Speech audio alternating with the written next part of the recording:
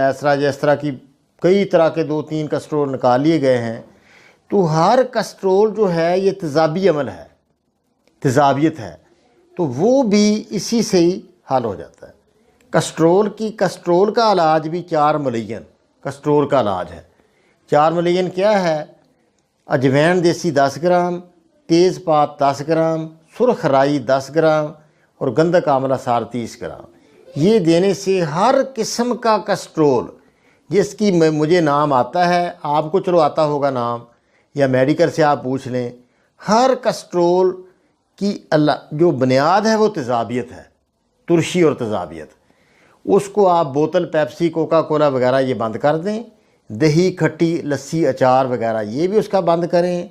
आलू सारा तेज़ाब है, हम छोटे होते थे तो उसमें तारें गुजार कर हम बल्ब रोशन करते थे, वो बैटरी बनाते थे हम उसकी। तो ये इस